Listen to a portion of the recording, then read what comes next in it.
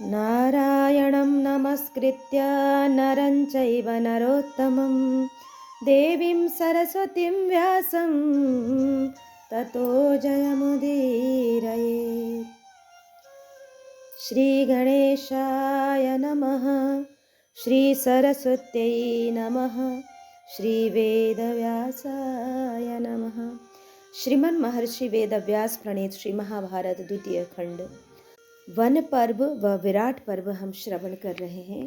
आज 53वां अध्याय हम श्रवण करेंगे, जिसमें नल दमयंती के गुणों का वर्णन, उनका परस्पर अनुराग और हंस का दमयंती और नल को एक दूसरे के संदेश सुनना।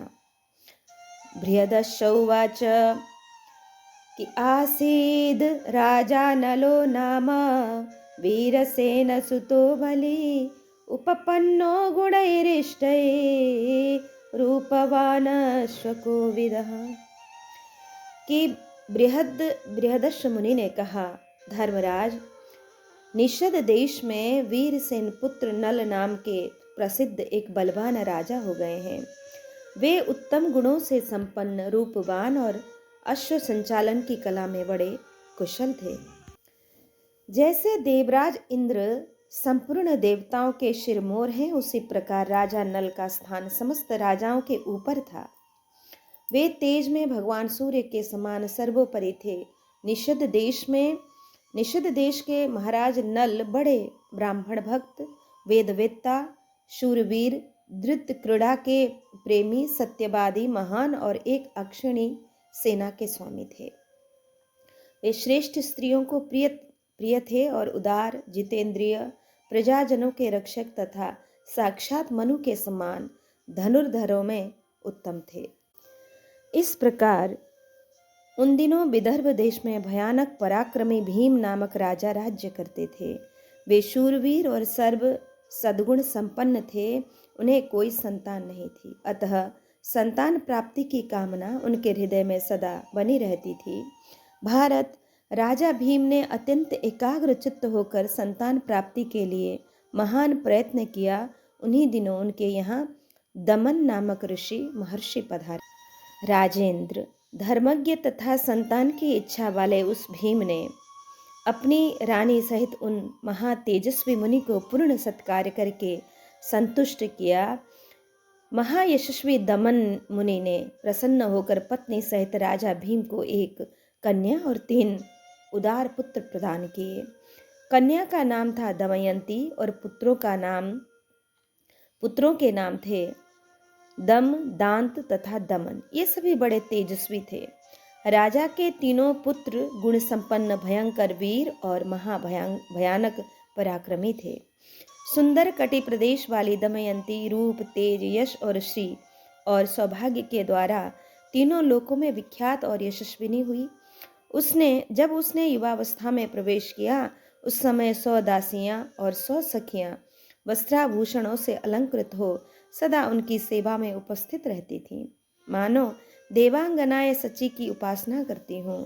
अनिंद्य सुंदर अंगों वाली भीम कुमारी दमयंती सब प्रकार के आभूषणों से विभूषित हो सखियों की मंडली में वैसी ही शोभा पाती थी, जैसे मेघमाला के बीच विद्युत प्रकाशित हो रही हो। वह लक्ष्मी के समान अत्यंत सुंदर रूप से सुशोभित थी। उनके नेत्र विशाल थे। देवताओं और यक्षों में भी वैसी सुंदरी कन्या कहीं देखने में नहीं आती थी। मनुष्यों तथा अन्य वर्ग के लोगों में भी वैसी सुंदरी पहले न तो कभी देखी गई थी और न सुनने में ही आती थी। उस बालक को देखते ही चित्त प्रसन्न हो जाता था। वह देव वर्ग में भी श्रेष्ठ सुंदरी समझी जाती थी। नरश्रेष्ठ नल भी इस भूतल के मनुष्यों में अनुपम सुंदर थे। उनका रूप देखकर ऐसा जान पड़ता था मानो नल के आकार में स्वयं मूर्तिमान कामदेव ही उत्पन्न हुआ हो। लोग कौतूहलवश दमयंती के समीप नल की प्रशंसा करते थे और निषद राज नल के निकट बार बार दमयंती के सौंदर्य की सराहना किया करते थे। कुंती नंदन इस प्रकार निरंतर एक दूसरे के गुणों को सुनते सुनते उन दोनों में बिना देखे ही परस्पर काम अनुराग उत्पन्न हुआ। उनकी वह कामना दिन दिन बढ़ती ही चली गई। जब राजा नल उस काम वेदना को हृदय के भीतर छिपाए रखने में असमर्थ हो गए, तब वे अंतःपुर के समीपवर्ती उपवन में जाकर एकांत में बैठ गए। इतने में ही उनकी दृष्टि कुछ हंसों पर पड़ी जो सुवर्णमय पंखों से विभूषित थे। वे उसी उपवन में विचर रहे थे। राजा ने उनमें से एक हंस को पकड़ लिया। तब आकाशचारी हंस ने उस समय नल से कहा, राजन, आप मुझे न मारें, मैं आपका प्रिय कार्य करूंगा। निषद नरेश, मैं दमयंती के निकट आपकी ऐसी प्रशंसा करूंगा जिससे वह आपके सिवा दूसरे किसी पुरुष को मन में कभी स्थान न देगी। हंस के ऐसा कहने पर राजा नल ने उसे छोड़ दिया। फिर वे हंस वहां से उड़कर विदर्भ देश में गए। तब विदर्भ नगरी में जाकर वे सभी हंस दमयंती के निकट उतरे। दमयंती ने भी उन अद्भुत पक्षियों को देखा। सखियों से घिरी हुई राजकुमारी दमयंती उन अपूर्व पक्षियों को देखकर बहुत प्रसन्न हुई और तुरंत ही उन्हें पकड़ने की चेष्टा करने लगी। तब हंस उस प्रमदा वन में सब ओर विचरण करने लगे। उस समय सभी राजकन्याओं ने एक एक करके उन सभी हंसों का पीछा किया।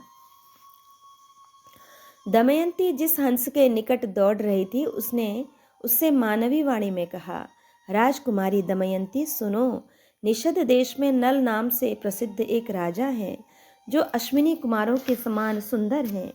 मनुष्य में तो उनके समान है ही कोई नहीं,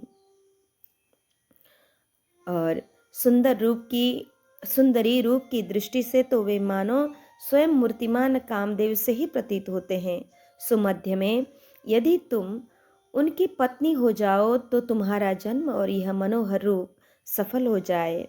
हम लोगों ने देवता, गंधर्व, मनुष्य, नाग तथा राक्षसों को भी देखा है, परंतु हमारी दृष्टि में अब तक उनके जैसा कोई भी पुरुष पहले कभी नहीं आया है।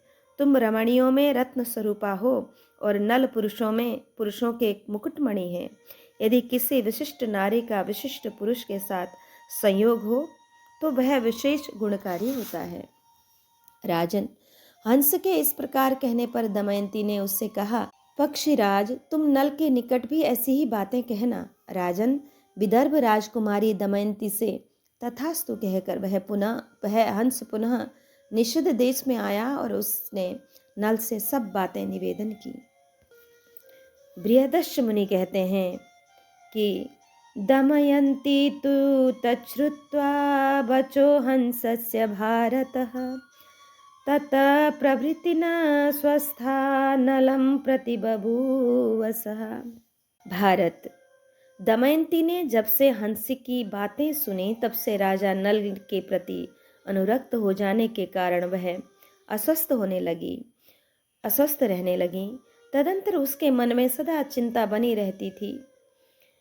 स्वभाव में दैन्य आ गया, चेहरे का रंग फीका पड़ गया और दमयंती दिन दिन दुबली होने लगी। उस समय वह प्रायः लंबी सांसें खींचती रहती थी। ऊपर की ओर निहारती हुई सदा नल के ध्यान में परायण रहती थी।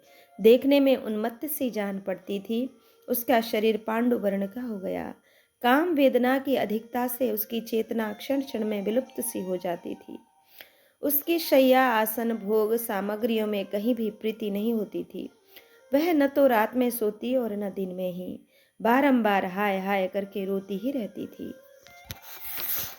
उसकी वैसी आकृति और अस्वस्थ अवस्था का क्या कारण है, यह सखियों ने संकेत से जान लिया। तदंतर दमयंती की सखियों ने विदर्भ नरेश को उसकी उस अस्वस्थ अवस्था के विषय में सूचना दी। सखियों के मुख से दमयंती के विषय में वैसी बात सुनकर राजा भीम ने बहुत सोचा विचारा, परंतु अपनी पुत्री के लिए कोई विशेष महत्वपूर्ण कार्य उन्हें नहीं सूझ पड़ा। वे सोचने लगे कि क्यों मेरी पुत्री आजकल स्वस्थ नहीं दिखाई देती है। राजा ने बहुत से सोचने विचारने के बाद वह निश्चय किया कि मेरी पुत्री अब युवावस्था में प्रवेश कर चुकी है, अतः दमयंती के लिए स्वयंवर रचना ही उन्हें अपना विशेष कर्तव्य दिखाई दिया। राजन, विदर्भ नरेश ने सब राजाओं को इस प्रकार निमंत्रण किया, वीरों, मेरे यहाँ कन्या का स्वयंवर है। आप लोग पधार कर इस उत्सव का आनंद लें। दमयंती का स्वयंवर होने जा रहा है, यह सुनकर सभी नरेश विदर्भ राज भीम के आदेश से हाथी, घोड़ों तथा रथों की तुमुल ध्वनि से पृथ्वी को गुंजाते हुए उनकी राजधानी में गए। उस समय उनके साथ विचित्र माला एवं आभूषणों से विभूषित बहुत से सैनिक देखे जा रहे थे। महाबाहु राजा भीम ने वहां पधारे हुए उन महामना नरेशों का यथा योग्य पूजन किया। तत्पश्चात वे उनसे पूजित हो वहीं रहने लगे। इसी समय देवर्षि प्रवर, महान व्रतधारी महाप्राज्ञ नारद और पर्वत दोनों महात्मा इधर से घूमते हुए इंद्रलोक में गए। वहां उन्होंने देवराज के भवन में प्रवेश किया। उस भवन में उनका विशेष आदर सत्कार एवं पूजन हुआ। उन दोनों की पूजा करके भगवान इंद्र ने उनसे उन दोनों के साथ तथा संपूर्ण जगत के कुशल मंगल एवं स्वस्थता का समाचार पूछा। श्री नारद जी ने कहा, आवयो कुशलम देव सर्वत्र गतमीश्वरः लोके च मघवन् कृष्णे नृपः कुशलिनो विभो। प्रभु देवेश्वर, हम लोगों की सर्वत्र कुशल हैं और समस्त लोकों में भी राजा लोग सकुशल हैं। बृहदस्य कहते हैं, नारदस्य वचः श्रुत्वा प्रपृच्छ बलवृत्तः धर्मज्ञः पृथ्वी पालास त्यक्त जीवे तयोधिनः। राजन, नारद की बात सुनकर बल और वृत्रासुर का वध करने वाले इंद्र ने उनसे पूछा, मुने, जो धर्मज्ञ भूपाल अपने प्राणों का मोह छोड़कर युद्ध करते हैं और पीठ न दिखाकर लड़ते समय किसी शस्त्र के आघात से मृत्यु को प्राप्त होते हैं, उनके लिए हमारा यह स्वर्गलोक अक्षय हो जाता है और मेरी ही तरह उन्हें भी यह मनोवांछित भोग प्रदान करता है। वे शूरवीर क्षत्रिय कहाँ हैं? अपने उन प्रिय अतिथियों को आजकल मैं यहाँ आते नहीं देख रहा हूँ। इंद्र के ऐसा पूछने पर श्री नारद जी ने उत्तर दिया कि शृणु में मघवन एन न दृश्यते महक्षितः विदर्भ राज्ञो दुहिता दमयंती विश्रुतः रूपेण समतिक्रांता पृथिव्यां सर्वयोषितः कि मघवन, मैं वह कारण बताता हूँ जिससे राजा लोग आजकल यहाँ नहीं दिखाई देते। सुनिए, विदर्भ नरेश भीम के यहाँ दमयंती नाम से प्रसिद्ध एक कन्या उत्पन्न हुई है, जो मनोहर रूप सौंदर्य में पृथ्वी की संपूर्ण युवतियों को लांग गई है। इंद्र अब शीघ्र ही उसका स्वयंवर होने वाला है। उसी में सब राजा तथा राजकुमार जा रहे हैं। बल और वृत्रासुर के नाशक इंद्र, दमयंती संपूर्ण जगत का एक अद्भुत रत्न है, इसलिए सब राजा उसे पाने की विशेष अभिलाषा रखते हैं। यह बात तो हो ही रही थी कि देवश्रेष्ठ लोकपालगण अग्नि सहित देवराज के समीप आए। तदंतर उन सब ने नारद जी की विशिष्ट बातें सुनी। सुनते ही वे सब के सब हर्षोल्लास से परिपूर्ण हो बोले, हम लोग भी उस स्वयंवर में चलें। महाराज, तदंतर वे सब देवता अपने सेवक गणों और वाहनों के साथ विदर्भ देश में गए, जहां समस्त भूपाल एकत्र हुए थे। कुंती नंदन उदार हृदय राजा नल भी विदर्भ नगर में समस्त राजाओं का समागम सुनकर दमयंती में अनुरक्त हो वहां गए। उस समय देवताओं ने पृथ्वी पर मार्ग में खड़े हुए राजा नल को देखा। रूप संपत्ति की दृष्टि से वे साक्षात मूर्तिमान कामदेव से जान पड़ते थे। सूर्य के समान प्रकाशित होने वाले महाराज नल को देखकर वे लोकपाल उनके रूप वैभव से चकित हो दमयंती को पाने का संकल्प छोड़ बैठे। राजन, तब उन देवताओं ने अपने विमानों को आकाश में रोक दिया और वहां से नीचे उतरकर निषद नरेश से कहा, निषद देश के महाराज नरश्रेष्ठ नल, आप सत्यव्रती हैं, हम लोगों की सहायता कीजिए, हमारे दूत बन जाइए। बृहदस्यु मुनि कहते हैं, भारत, देवताओं से उनकी सहायता करने की प्रतिज्ञा करके राजा नल ने हाथ जोड़ पास जाकर उनसे कहा, आप लोग कौन हैं और वह कौन व्यक्ति है जिसके पास जाने के लिए आपने मुझे दूत बनाने की इच्छा की है? तथा आप लोगों का वह कौन सा कार्य है जो मेरे द्वारा संपन्न होने योग्य है, यह ठीक ठीक बताइए। निषदराज नल के इस प्रकार पूछने पर इंद्र ने कहा, भूपाल, तुम हमें देवता समझो, हम दमयंती को प्राप्त करने के लिए यहाँ आए हैं। मैं इंद्र हूँ, ये अग्निदेव हैं, और ये जल के स्वामी वरुण, और ये प्राणियों के शरीर का नाश करने वाले साक्षात यमराज हैं। आप दमयंती के पास जाकर उसे हमारे आगमन की सूचना दे दीजिए और कहिए, महेंद्र आदि लोकपाल तुम्हें देखने के लिए आ रहे हैं। इंद्र, अग्नि, वरुण और यम, ये देवता लोग तुम्हें प्राप्त करना चाहते हैं। तुम उनमें से किसी एक देवता को पति रूप में चुन लो। इंद्र के ऐसा कहने पर नल हाथ जोड़कर बोले, देवताओं, मेरा भी एकमात्र यही प्रयोजन है जो आप लोगों का है, अतः एक ही प्रयोजन के लिए आए हुए मुझे दूत बनाकर न भेजिए। देवेश्वरों, जिसके मन में किसी स्त्री को प्राप्त करने का संकल्प हो गया है, वह पुरुष उसी स्त्री को दूसरे के लिए कैसे छोड़ सकता है। अतः आप लोग ऐसी बात कहने के लिए मुझे क्षमा करें। देवताओं ने कहा, निषद नरेश, तुम पहले हम लोगों से हमारा कार्य सिद्ध करने के लिए प्रतिज्ञा कर चुके हो, फिर तुम उस प्रतिज्ञा का पालन कैसे नहीं करोगे। इसलिए निषदराज, तुम शीघ्र जाओ और देर न करो। बृहदश्व मुनि कहते हैं, राजन, उन देवताओं के ऐसा कहने पर निषद नरेश ने पुनः उनसे पूछा, विदर्भ राज के सभी भवन पहरेदारों से सुरक्षित हैं, मैं उनमें कैसे प्रवेश कर सकता हूँ। तब इंद्र ने पुनः उत्तर दिया, तुम वहां प्रवेश कर सकोगे। तत्पश्चात राजा नल तथास्तु कहकर दमयंती के महल में गए। वहां उन्होंने सखियों से घिरी हुई वह सुंदरी विदर्भ राजकुमारी दमयंती अपने सुंदर शरीर और दिव्य कांति से अत्यंत उद्भासित हो रही है। उसके अंग परम सुकुमार हैं, कटी के ऊपर का भाग अत्यंत पतला है और नेत्र बड़े सुंदर हैं, एवं वह अपने तेज से चंद्रमा की प्रभा को भी तिरस्कृत सी कर रही हैं। उस मनोहर मुस्कान वाली राजकुमारी को देखते ही नल के हृदय में कामाग्नि प्रज्वलित हो उठी। तथापि अपनी प्रतिज्ञा को सत्य करने की इच्छा से उन्होंने उस काम वेदना को मन में ही रोक लिया। निषद राज को वहां आए देख अंतःपुर की सारी सुंदरी स्त्रियां चकित हो गईं और उनके तेज से तिरस्कृत हो अपने आसनों से उठकर खड़ी हो गईं। अत्यंत प्रसन्न और आश्चर्यचकित होकर उन सब ने राजा नल के सौंदर्य की प्रशंसा की। उन्होंने उनसे वार्तालाप नहीं किया, परंतु मन ही मन उनका बड़ा आदर किया। वे सोचने लगी, अहो, इनका रूप अद्भुत है, कांति बड़ी मनोहर है, तथा इन महात्मा का धैर्य भी अनूठा है। न जाने ही कौन है, संभव है देवता, यक्ष अथवा गंधर्व हों। नल के तेज से प्रतिहत हुई वे लजीली सुंदरियां उनसे कुछ बोल भी न सकीं। तब मुस्कुराकर बातचीत करने वाली दमयंती ने विस्मित होकर मुस्कुराते हुए वीर नल से इस प्रकार पूछा, आप कौन हैं? आपके संपूर्ण अंग निर्दोष एवं परम सुंदर हैं। आप मेरे हृदय की कामाग्नि को बढ़ा रहे हैं। निष्पाप वीर, आप देवताओं के समान यहाँ आ पहुँचे हैं। मैं आपका परिचय पाना चाहती हूँ। आपका इस निवास में आना कैसे संभव हुआ? आपको किसी ने देखा कैसे नहीं? मेरा यह महल अत्यंत सुरक्षित है और यहाँ के राजा का शासन बड़ा कठोर है।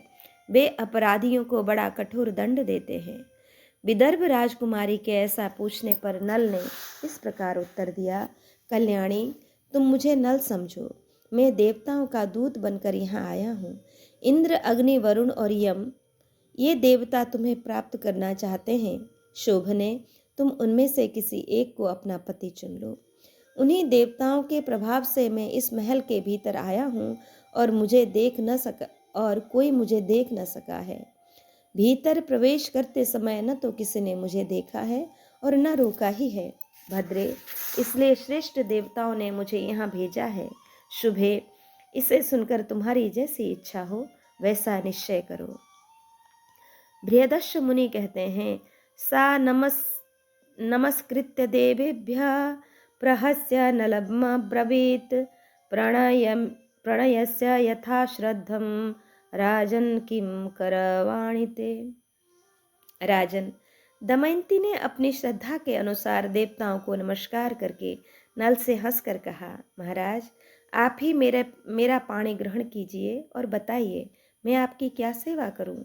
नरेश्वर, मैं तथा मेरा जो कुछ दूसरा धन है वह सब आपका है। आप पूर्ण विश्वस्त होकर मेरे साथ विवाह कीजिए।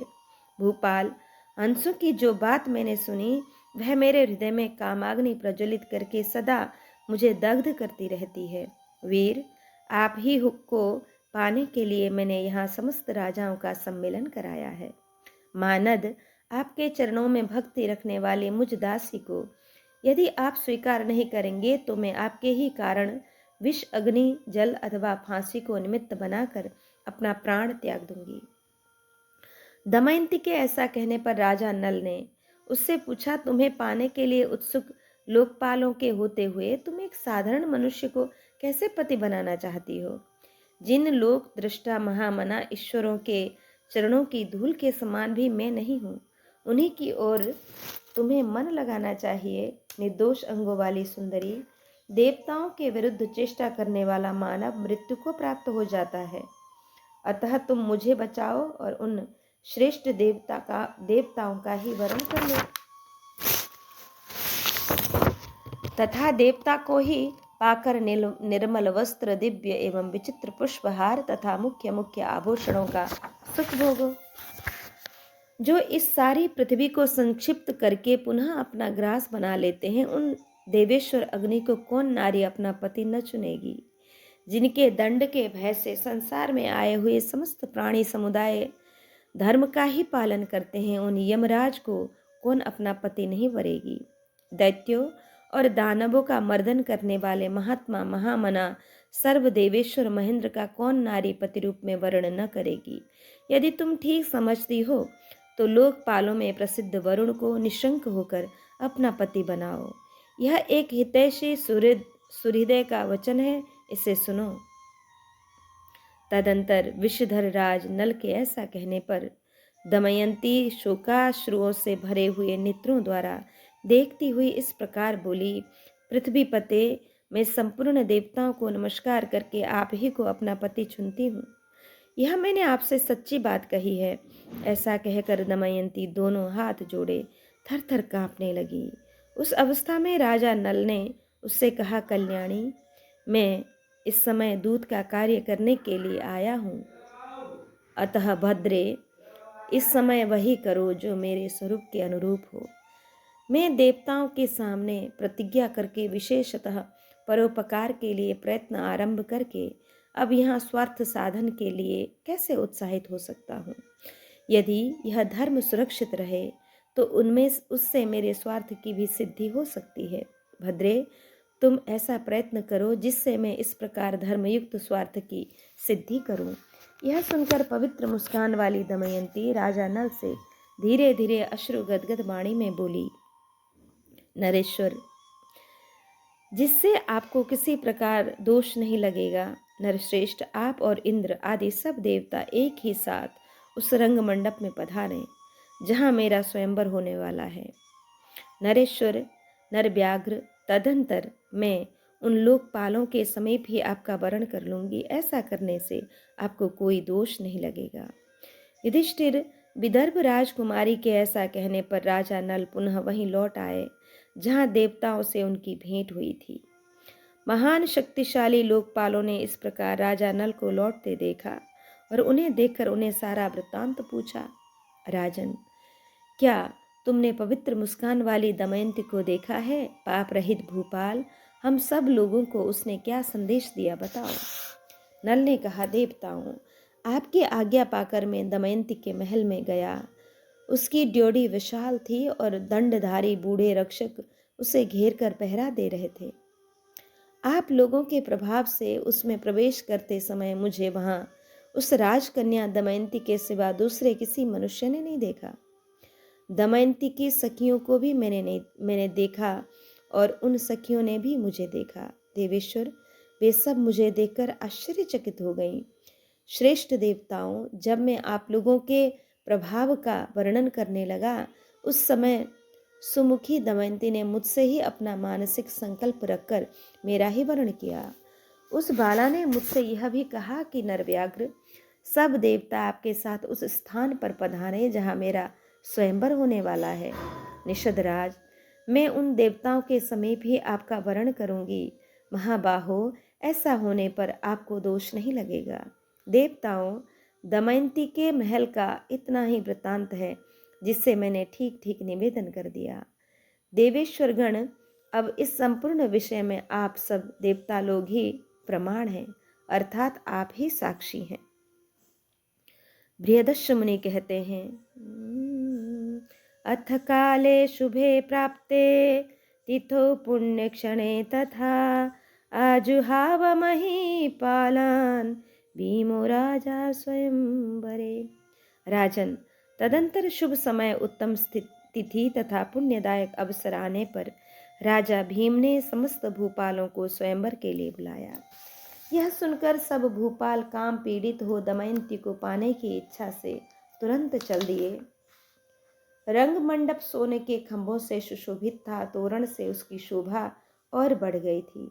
जैसे बड़े बड़े सिंह पर्वत की गुफा में प्रवेश करते हैं, उसी प्रकार उन नरेशों ने रंग मंडप में प्रवेश कर लिया। वहां सब भूपाल भिन्न भिन्न आसनों पर बैठ गए। सब ने सुगंधित फूलों की माला धारण कर रखी थी और सबके कानों में विशुद्ध मणिमय कुंडल झिलमिला रहे थे। व्याघ्रों से भरी हुई पर्वत की गुफा तथा नागों से सुशोभित भोगवतीपुरी की भांति वह पुण्यमयी राजसभा नरश्रेष्ठ भूपालों से भरी दिखाई देती थी। वहां भूमिपालों की 5 अंगुलियों से युक्त परिग जैसी मोटी भुजाएं आकार, प्रकार और रंग में अत्यंत सुंदर तथा 5 मस्तक वाले सर्प के समान दिखाई देती थी। जैसे आकाश में तारे प्रकाशित होते हैं, उसी प्रकार सुंदर केशांत भाग से विभूषित एवं रुचिर नासिका, नेत्र और भवों से युक्त राजाओं के मनोहर मुख सुशोभित हो रहे थे।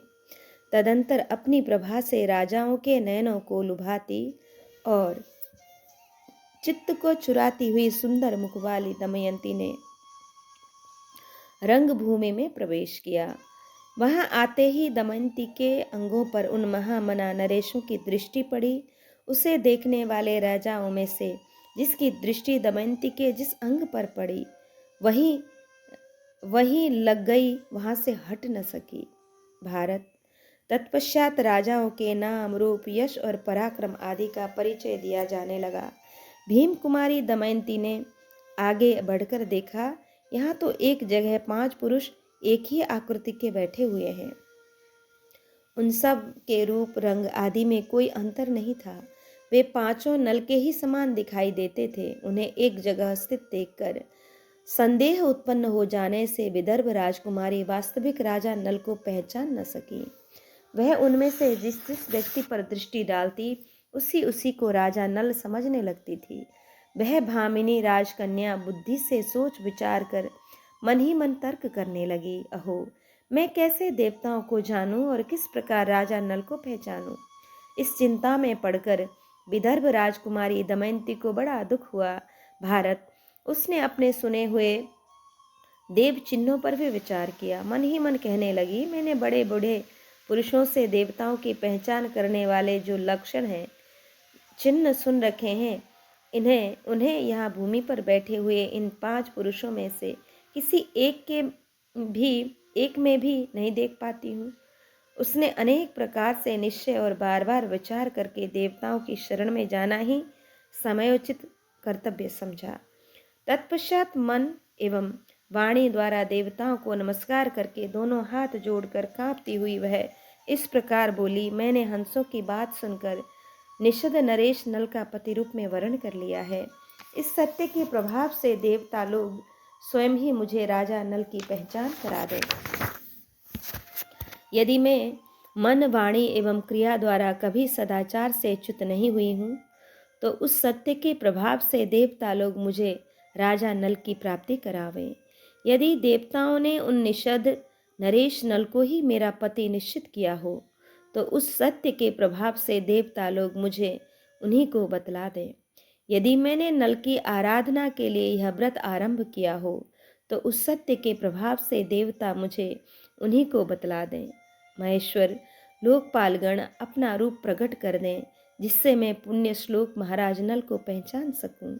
दमयंती का वह करुण विलाप सुनकर तथा उसके अंतिम निश्चय नल विषयक वास्तविक अनुराग, विशुद्ध हृदय, उत्तम बुद्धि तथा नल के प्रति भक्ति एवं प्रेम देखकर देवताओं ने दमयंती के भीतर वह यथार्थ शक्ति उत्पन्न कर दी, जिससे उसे देव सूचक लक्षणों का निश्चय हो सके।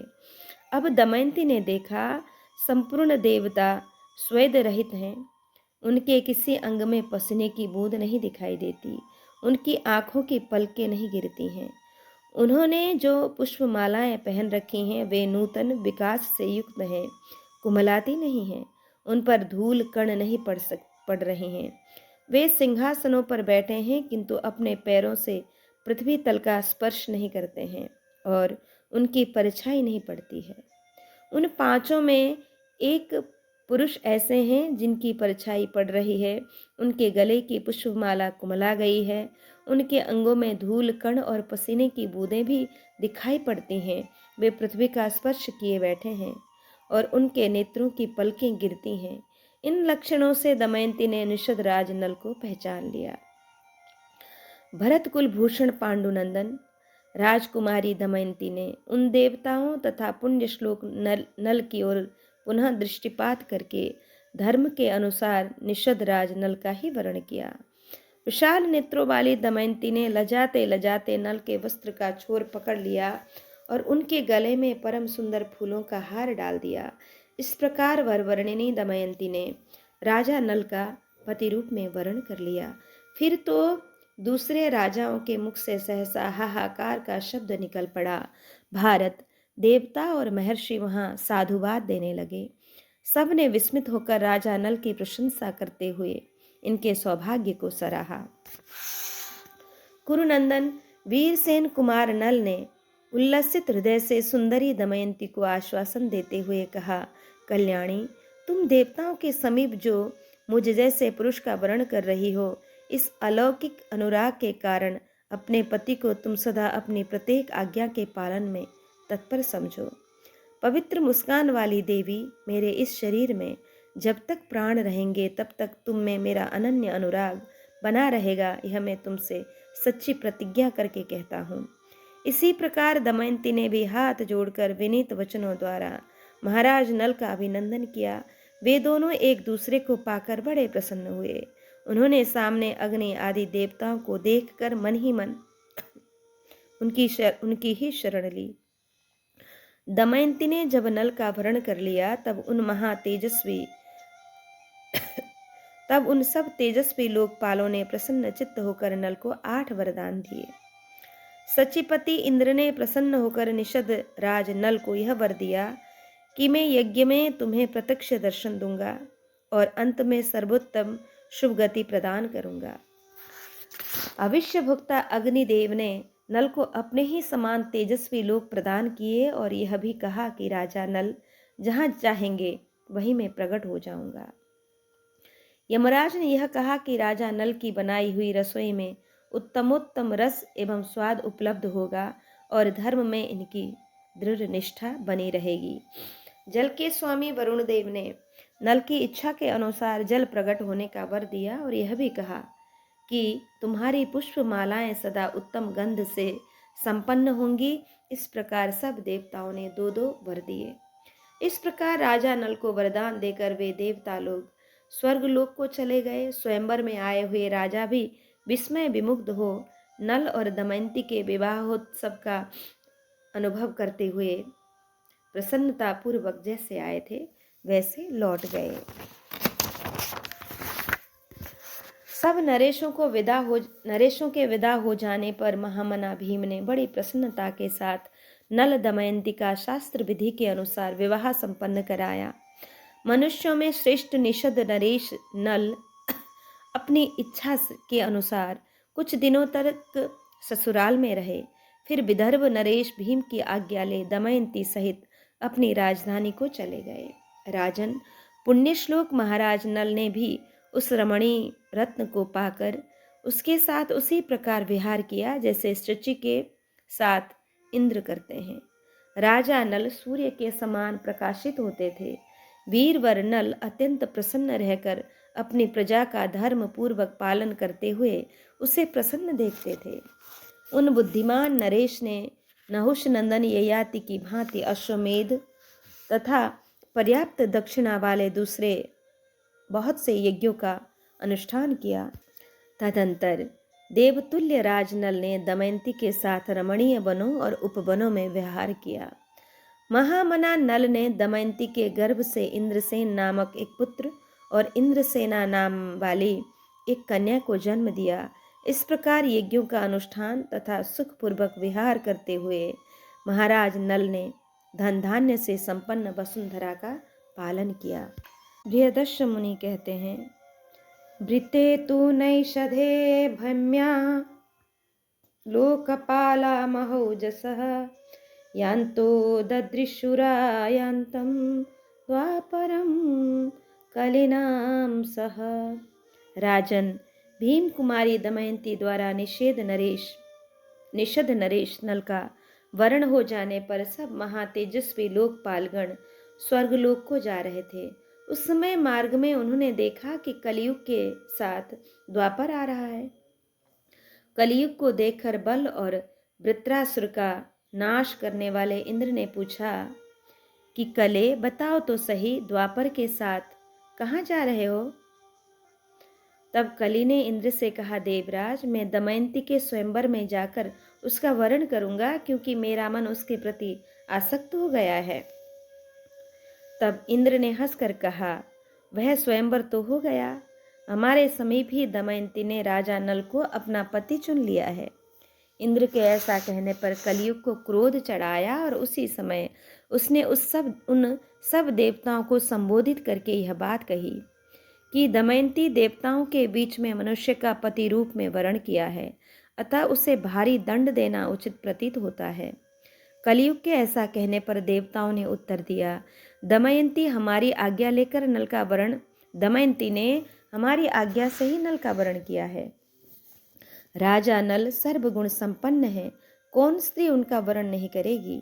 जिन्होंने भली भांति ब्रह्मचर्य व्रत का पालन करके चारों वेदों तथा पंचम वेद समस्त इतिहास पुराण का भी अध्ययन किया है, जो सब धर्मों को जानते हैं, जिनके घर पर पंच यज्ञों में धर्म के अनुसार संपूर्ण देवता नित्य तृप्त होते हैं, जो अहिंसा परायण, सत्यवादी तथा दृढ़ता पूर्वक व्रत का पालन करने वाले हैं, जिन नरश्रेष्ठ लोकपाल सदृश तेजस्वी नल में दक्षता, धैर्य, ज्ञान, तप, शौच, शम और दम आदि गुण नित्य निवास करते हैं। कले, ऐसे राजा नल को जो मूढ़ शाप देने की इच्छा रखता है, वह मानो अपने को ही शाप देता है, अपने द्वारा अपना ही विनाश करता है।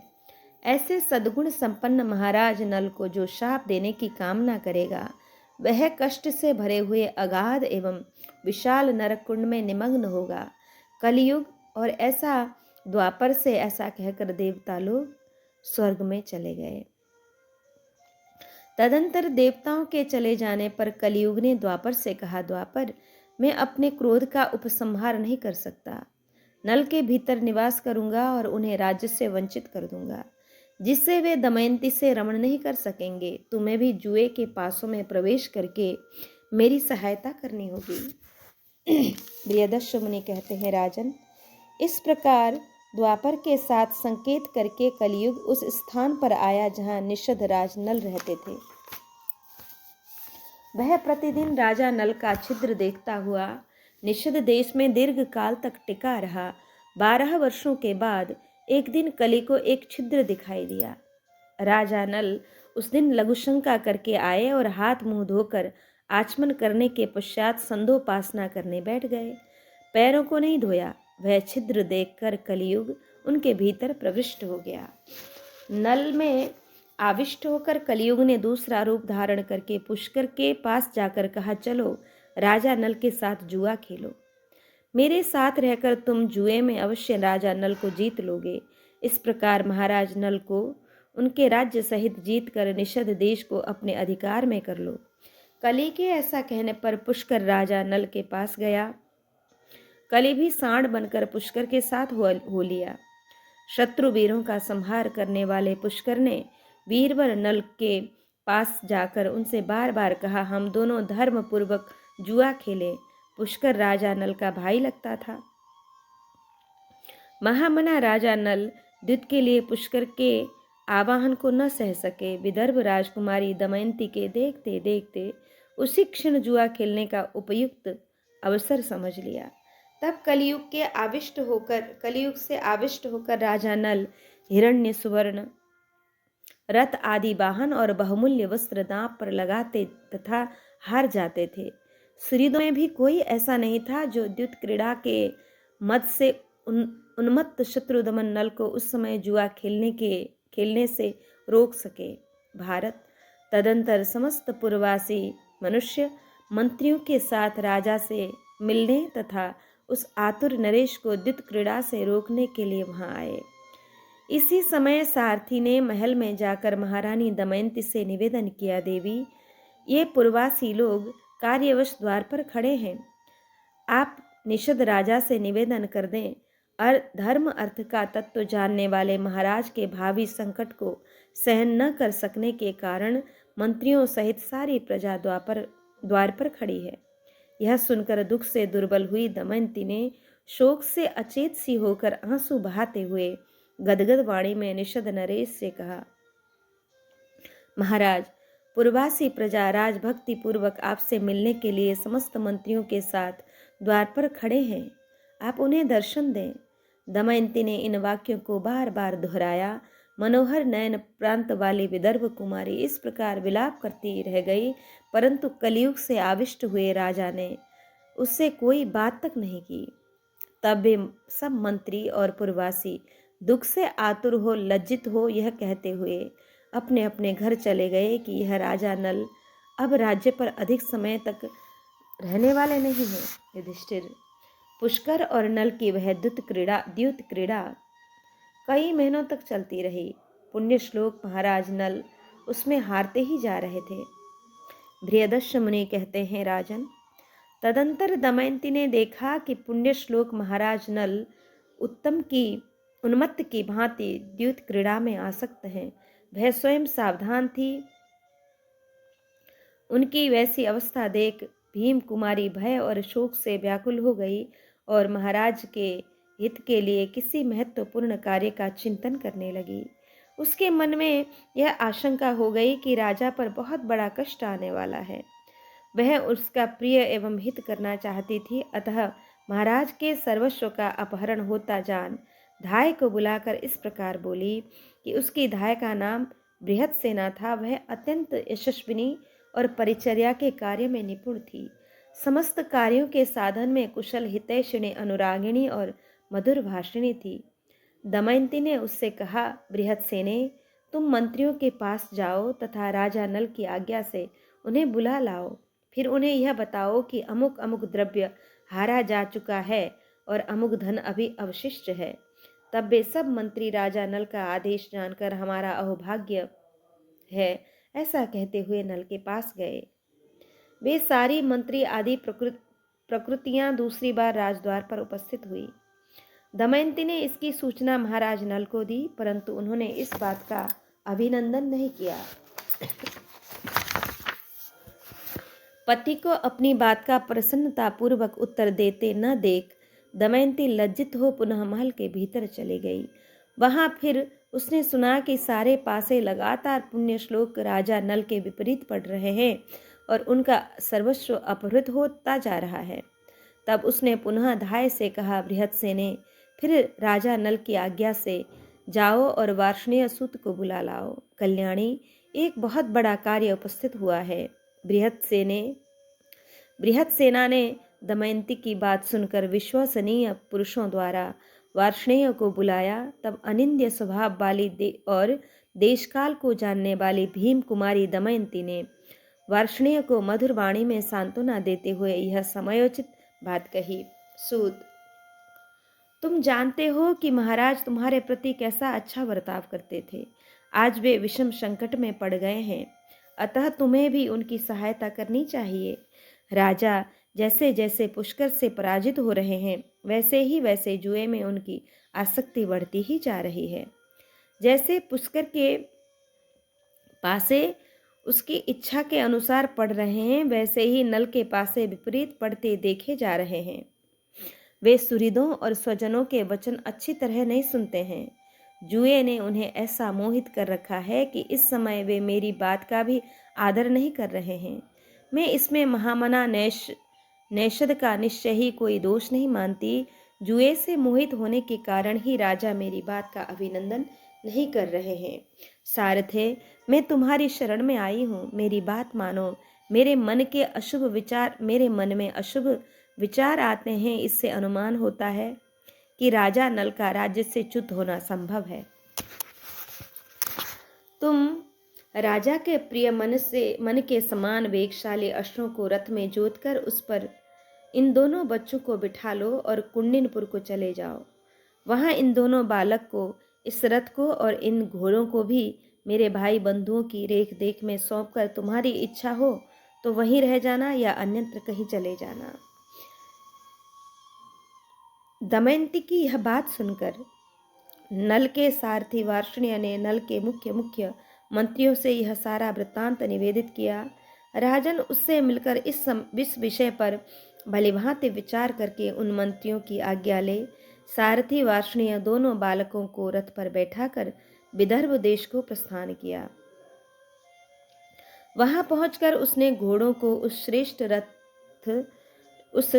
रथ को तथा उस बालिका इंद्रसेना को एवं राजकुमार इंद्रसेन को वहीं रख दिया तथा राजा भीम से विदा ले आर्त भाव से राजा नल की दुर्दशा के लिए शोक करता हुआ घूमता घामता अयोध्या नगरी चला गया। युधिष्ठिर वह अत्यंत दुखी हो राजा ऋतुपर्ण की सेवा में उपस्थित हुआ और उनका सारथी बनकर जीविका चलाने लगा। प्रियदर्श मुनि कहते हैं, युधिष्ठिर, तदंतर वार्ष्णेय के चले जाने पर जुआ खेलने वाले पुण्य श्लोक महाराज नल के सारे राज्य और जो कुछ धन था उन सब का जुए में पुष्कर ने अपहरण कर लिया। राजन, राज्य हार जाने पर नल से पुष्कर ने हंसते हुए कहा कि क्या फिर जुआ आरंभ हो? अब तुम्हारे पास दाव लगाने के लिए क्या है? तुम्हारे पास केवल दमयंती शेष रह गई है और सब वस्तुएं तो मैंने जीत ली हैं। यदि तुम्हारी राय हो तो दमयंती को दांव पर लगाकर एक बार फिर जुआ खेला जाए। पुष्कर के ऐसा कहने पर पुण्य श्लोक महाराज नल का हृदय शोक से विदीर्ण हो गया, परंतु उन्होंने उनसे कुछ कहा नहीं। तदंतर महायशस्वी नल ने अत्यंत दुखी हो पुष्कर की ओर देखकर अपने सब अंगों के आभूषण उतार दिए और केवल एक अधोवस्त्र धारण करके चादर ओढ़े बिना ही अपने विशाल संपत्ति को त्याग कर सुहृदों का शोक बढ़ाते हुए वे राजभवन से निकल पड़े। दमयंती के शरीर पर भी एक ही वस्त्र था। वह जाते हुए राजा नल के पीछे हो ली। वे उसके साथ नगर से बाहर 3 रात तक टिके रहे। महाराज पुष्कर ने उस नगर में यह घोषणा करा दी कि डुग्गी पिटवा दी कि जो नल के साथ अच्छा बर्ताव करेगा वह मेरा वध्य होगा, मैं उसे मार डालूंगा। युधिष्ठिर, पुष्कर के उस वचन से और नल के प्रति पुष्कर का द्वेष होने से पूर्ववासियों ने राजा नल का कोई सत्कार नहीं किया। इस प्रकार राजा नल अपने नगर के समीप 3 रात तक केवल जलमात्र का आहार करके टिके रहे। वे सर्वथा सत्कार के योग्य थे तो भी उनका सत्कार नहीं किया गया। वहां भूख से पीड़ित हो फल मूल आदि जुटाते हुए राजा नल वहां से अन्यत्र चले गए। केवल दमयंती उनके पीछे पीछे थी। इसी प्रकार नल बहुत दिनों तक क्षुधा से पीड़ित रहे। एक दिन उन्होंने कुछ ऐसे पक्षी देखे जिनकी पांखें सोने की सी थीं। उन्हें देखकर क्षुधातुर और आपत्तिग्रस्त होने के कारण बलवान निषद नरेश के मन में यह बात आई कि यह पक्षियों का समुदाय ही आज मेरा भक्ष्य हो सकता है और इनकी ये पांखें मेरे लिए धन हो जाएंगी। तदंतर उन्होंने अपने अधोवस्त्र से उन पक्षियों को ढक दिया, किंतु वे सब पक्षी उनका वस्त्र लेकर आकाश में उड़ गए। उड़ते हुए उन पक्षियों ने राजा नल को दीन भाव से नीचे मुंह किए धरती पर नग्न खड़ा देख उनसे कहा, ओ खोटी बुद्धि वाले नरेश, हम पक्षी नहीं पासे हैं और तुम्हारा वस्त्र अपहरण करने की इच्छा से ही यहाँ आए थे। तुम वस्त्र पहने हुए ही वहां से चले आए थे, इससे हमें प्रसन्नता नहीं हुई थी। राजन, उन पासों को नजदीक से जाते देख और अपने आप को नग्नावस्था में पाकर पुण्य श्लोक नल ने उस समय दमयंती से कहा, सती साध्वी रानी, जिनके क्रोध से मेरा ऐश्वर्य छिन गया, मैं क्षुधा पीड़ित एवं दुखित होकर जीवन निर्वाह के लिए अन्न तक नहीं पा रहा हूँ और जिनके कारण निषद देश की प्रजा ने मेरा सत्कार नहीं किया, भीरू, वे ही मेरे पासे हैं जो पक्षी होकर मेरा वस्त्र लिए जा रहे हैं। मैं बड़ी विषम परिस्थिति में पड़ गया हूँ। दुख के मारे मेरी चेतना लुप्त सी हो रही है। मैं तुम्हारा पति हूँ, अतः तुम्हारे हित की बात बता रहा हूँ, इसे सुनो। ये बहुत से मार्ग हैं जो दक्षिण दिशा की ओर जाते हैं। यह मार्ग वृक्षवान पर्वत को लांघकर अवंती देश को जाता है। यह महान पर्वत विंध्य दिखाई दे रहा है और यह समुद्र गामिनी पश्चिमी नदी है। यहाँ महर्षियों के बहुत से आश्रम हैं जहाँ प्रचुर मात्रा में फल मूल उपलब्ध हो सकता है। यह विदर्भ देश का मार्ग है और यह कोसल देश में जाता है। दक्षिण दिशा में इसके बाद का देश दक्षिणापथ कहलाता है। भारत। राजा नल ने एकाग्र चित्त होकर बड़ी आतुरता के साथ दमयंती से उपयुक्त बातें बार बार कहीं। तब दमयंती अत्यंत दुख से दुर्बल हो नेत्रों से आंसू बहाती हुई गदगद वाणी में राजा नल से यह करुण वचन बोली कि महाराज, आपका मानसिक संकल्प क्या है? इस पर जब मैं बार बार विचार करती हूँ तब मेरा हृदय उद्विग्न हो उठता है और सारे अंग शिथिल हो उठते हैं। आपका राज्य छिन गया, धन नष्ट हो गया, आपके शरीर पर वस्त्र तक नहीं रह गया तथा आप भूख और परिश्रम से कष्ट पा रहे हैं। ऐसी अवस्था में इस निर्जन वन में आपको असहाय छोड़कर मैं कैसे जा सकती हूँ? महाराज, जब आप भयंकर वन में थके मादे भूख से पीड़ित हो अपने पूर्व सुख का चिंतन करते हुए अत्यंत दुखी होने लगेंगे, उस समय मैं सांत्वना द्वारा आपके संताप का निवारण करूंगी। चिकित्सकों का मत है कि समस्त दुखों की शांति के लिए पत्नी के समान दूसरी कोई औषधि नहीं। यह मैं आपसे सत्य कहती हूँ। नल ने कहा कि सुमध्यमा दमयंती, तुम जैसा कहती हो वह ठीक है। दुखी मनुष्य के लिए पत्नी के समान दूसरा कोई मित्र या औषध नहीं है। भीरू, मैं तुम्हें त्यागना नहीं चाहता। तुम इतनी अधिक शंका क्यों करती हो? अनिंदिते, मैं अपने शरीर का त्याग कर सकता हूँ पर तुम्हें नहीं छोड़ सकता। दमयंती ने कहा, महाराज, यदि आप मुझे त्यागना नहीं चाहते तो विदर्भ देश का मार्ग क्यों बताते हैं? राजन, मैं जानती हूँ कि आप स्वयं मुझे नहीं त्याग सकते, परंतु महीपते, इस घोर आपत्ति ने आपके चित्त को आकर्षित कर लिया है। इस कारण आप मेरा त्याग भी कर सकते हैं। नरश्रेष्ठ, आप बार बार जो मुझे विदर्भ देश का मार्ग बता रहे हैं, देवोपम आर्यपुत्र, इसके कारण आप मेरा शोक ही बढ़ा रहे हैं। यदि आपका यह अभिप्राय हो कि दमयंती अपने बंधु बांधवों के यहाँ चली जाए तो आपकी सम्मति हो तो हम दोनों साथ ही विदर्भ देश को चलें। मानद, वहाँ विदर्भ नरेश आपका पूरा आदर सत्कार करेंगे। राजन, उनसे पूजित होकर आप हमारे घर में सुखपूर्वक निवास कीजिएगा। तब नल ने कहा, यथा राजम तप पितुस्तथा मम न संशयः, न तु तत्र गविष्यामि विषमस्थः कथंचन।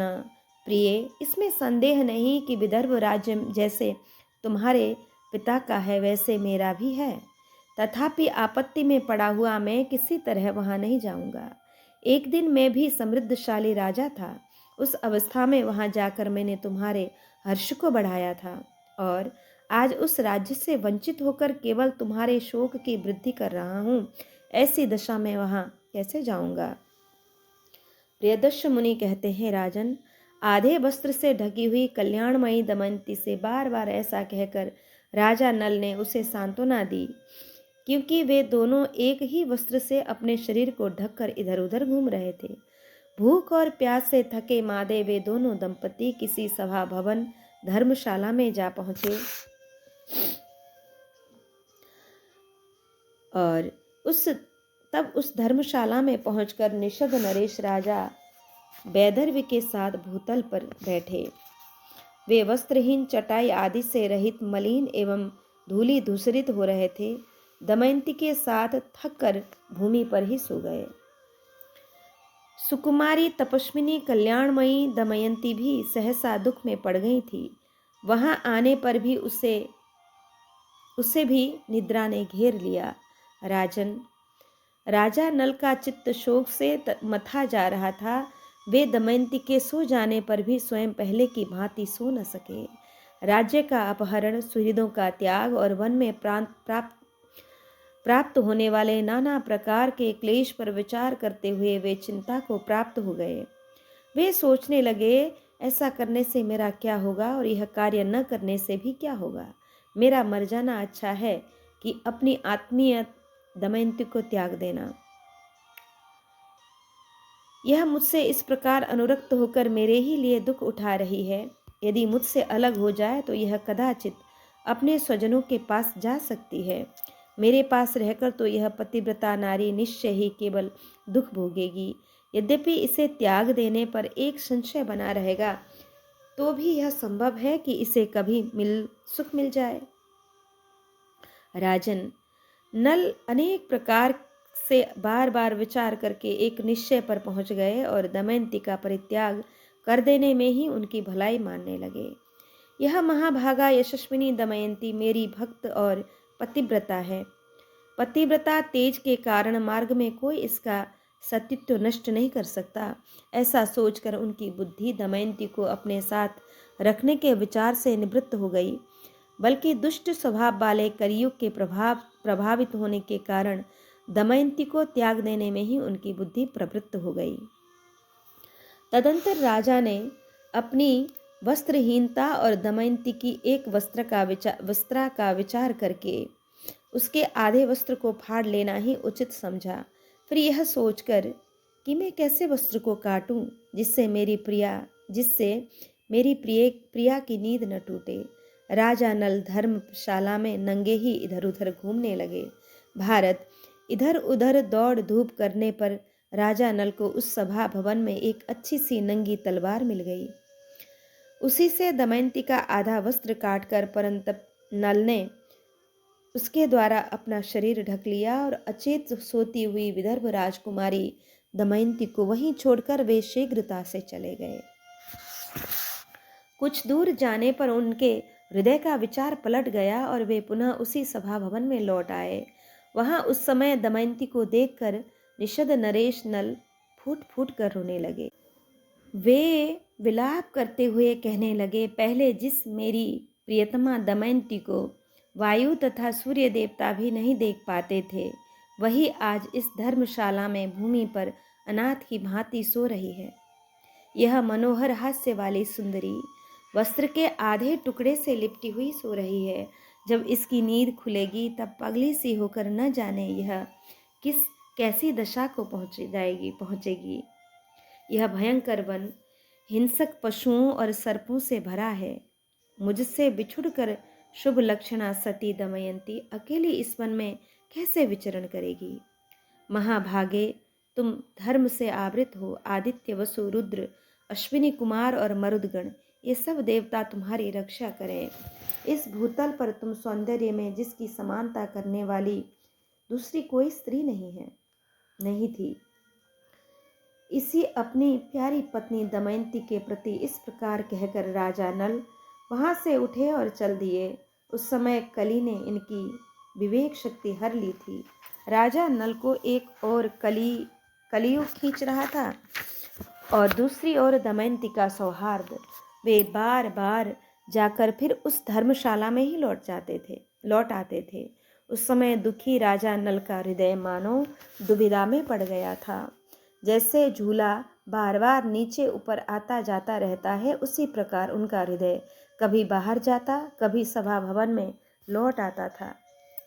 अंत में कलयुग ने प्रबल आकर्षण किया, जिससे मोहित होकर राजा नल बहुत देर तक करुण विलाप करके अपनी सोती हुई पत्नी को छोड़कर शीघ्रता से चले गए। कलयुग के स्पर्श से उनकी बुद्धि भ्रष्ट हो गई थी, अतः वे अत्यंत दुखी हो विभिन्न बातों का विचार करते हुए उस सूने वन में अपनी पत्नी को अकेली छोड़कर चल दिए। इस प्रकार श्री महाभारत वन पर्व के अंतर्गत नलोपाख्यान पर्व में दमयंती परित्याग विषयक 62वां अध्याय यहाँ पूर्ण हुआ। आज हमने श्रवण किया नल दमयंती के गुणों का वर्णन, उनका परस्पर अनुराग और हंस का दमयंती और नल को एक दूसरे को संदेश सुनाना, स्वर्ग में नारद और इंद्र की बातचीत, दमयंती के स्वयंवर के लिए राजाओं तथा लोकपालों का प्रस्थान, नल का दूत बनकर राजमहल में जाना और दमयंती को देवताओं का संदेश सुनाना, नल का दमयंती से वार्तालाप करना और लौटकर देवताओं को उसका संदेश सुनाना, स्वयंवर में दमयंती द्वारा नल का वरण, देवताओं का नल को वर देना, देवताओं और राजाओं का प्रस्थान, नल दमयंती का विवाह एवं नल का यज्ञानुष्ठान और संतानोत्पत्ति, और देवताओं के द्वारा नल के गुणों का गान और उनके निषेध करने पर भी नल के विरुद्ध कलयुग का कोप, नल में कलयुग का प्रवेश एवं नल और पुष्कर की द्युत क्रीड़ा, प्रजा और दमयंती के निवारण करने पर भी राजा का दुख से निवृत्त होना, दुखित दमयंती का वार्ष्णेय के द्वारा कुमार कुमारी को कुंडिनपुर भेजना, नल का जुए में हार कर दमयंती के साथ वन को जाना और पक्षियों द्वारा आपदग्रस्त नल के वस्त्र का अपहरण करना, राजा नल की चिंता और दमयंती को अकेली सोती छोड़कर उनका अन्यत्र प्रस्थान।